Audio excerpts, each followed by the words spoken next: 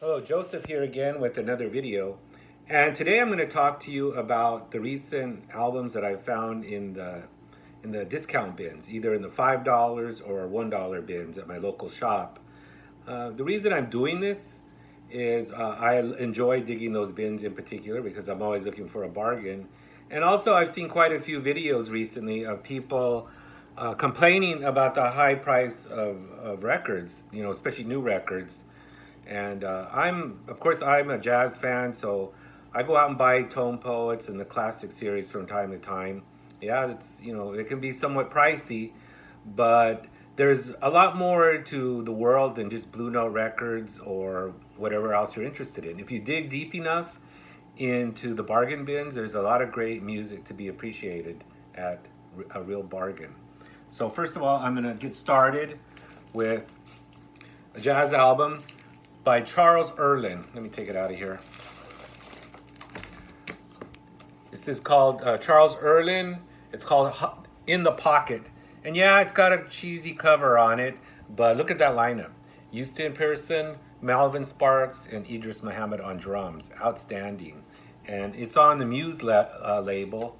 And you might recognize with this lineup, it's the exact same lineup almost as his very famous album Black Talk on Prestige. And I'll tell you one thing, this album lines up every bit with that album or any album on Prestige. It's a real burner, especially Earland himself and Malvin Sparks on guitar really shines. Really great album. And it's on the Muse label, this blue label here. And almost anything on Muse is going to be some great music. Once again, if you're a jazz fan, and they don't run too much money. I've found them for $5, probably no more than $10. And there's some outstanding artists on the Muse label. Most of them are from either the 70s or I believe late 70s. This one is this one's from 1982. But it definitely cooks. And once again, you kind of have to forgive the cheesy album cover, but it's a great album. Charles Earland, In the Pocket.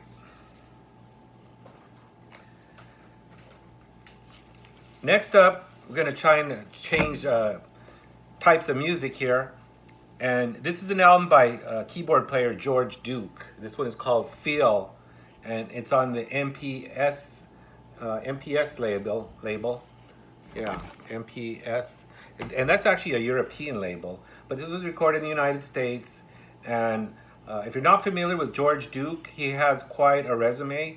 He came up with Cannonball Adderley. Of course, he spent some time with Frank Zappa, and he had a great, wonderful career on his own. Eventually, he got into being somewhat of a vocalist, but his primary talent laid in the keyboards. Especially, he could play some really serious funk. I wouldn't say maybe quite as equal as Herbie Hancock, but it's pretty funky stuff. And he's really got a good feel. I really like the sound he gets on the ARP synthesizer. Really cool sound. It doesn't sound dated even today, because sometimes the synthesizer sounds can sound kind of dated. But I really enjoy this one. This is probably the favorite of the couple ones that I got. This one has a beautiful song called Yama Amina, where Flora Purim sings the vocals on it. He's spent a lot of time working with Flora Purim also. Aerto on drums. And there's a couple of, on 2 tracks, Frank Zappa makes an appearance, and he uses an alias. He's called Abdul X on guitar, but we all know it's Frank Zappa. But outstanding album, George Duke and Feel on the MPS label. It's this red label. Sounds great. Found it in clean condition for no more than $5.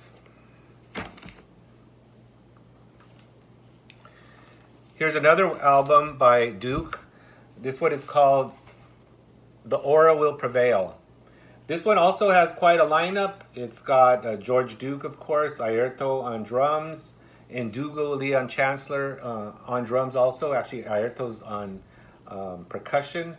But once again, keep your eyes out for George Duke on MPS. He would later on go on to record for some major labels. But the stuff on MPS is the more funky stuff and not overproduced. So keep your eyes on this one. George Duke, The Aura Will Prevail. Also, another George Duke album. This one is called I Love the Blues, She Heard My Cry. It's got a unique album cover. It looks like it would be a blues album. It looks like they're in a field down south. But once again, great lineup here. And Dougal on drums. Johnny Guitar Watson makes an appearance. There's actually only one blues cut on this album, where it's the title cut. But he has some of Zappa's old band on here. He's got some of the Fowler brothers, Tom and Bruce Fowler. He's also got Ruth Underwood on percussion. Some great cuts on here, really funky stuff. And like I say, if you're into some jazz funk and you enjoy music like the Headhunters, check out George Duke. Now we're switching artists. One of my favorite jazz vocalists, she came along in the 70s and the 80s, is Flora Purim. And this is Flora Purim. She's married to percussionist Airto Orea. And this one is one of her later albums. This is on the Warner Brothers label called Flora Purim Carry On. And these are pretty produced albums. They have a lot of production on them, a lot of horns and background. But once again, it shares quite a bit of the same cast as the George Duke albums. It's got George Duke himself, a trombone player. He was a Brazilian trombone player named Raul de Souza. And he played quite frequently with Flora. And he plays along quite well on her vocal when parts when she sings with no words, and him and Flora make a great team singing those lines. But even though it's a heavily produced album, there's some good material on here. Joe Farrell's on here. Yeah, David Amaro, of course, has always been on guitar. He's a part of Airto's band. But it's Flora. And this is on the Warner Brothers label, that white Warner Brothers label. And, you know, if you're not familiar with Flora Purim, she was a Brazilian vocalist. She came up with Stan Getz. She later played with Chick Corea and the original Return to Forever when they were more like a Brazilian Latin jazz type band. And she's really got a unique style. You might hear some of the same type of tone as Brazilian singers, like, of course, Astrid Gilberto. But Flora really took it out because she would really improvise without words and just making all kinds of strange sounds with her voice in a very beautiful way, though. I personally prefer her albums on Milestones, her first two albums. But these particular ones that I picked up, I was really happy because there's always good material on a Flora Purim album. And this was the other one I picked up called Flora Purim. And this one is called Every Day, Every Night. And this is kind of similar to the other album I heard, a lot of the same lineup, but there's always some good moments on it, even if sometimes they get it some disco beats and some of the production and rhythms of the day. But Flora always shines, whatever the material. And you can't go wrong. I think this one was actually only $1. And one thing I noticed about most of these albums, they have a name written on them. And I can't really make out the name. I think it's Johnny Dyson or something. But whoever it was, I picked up a lot of his collection. And, you know, you kind of wonder when you pick up a whole collection, you kind of wonder what the history behind all these albums was. But I'm glad the albums have ended up in good hands. I appreciate these albums, and thank you, Johnny, wherever you are.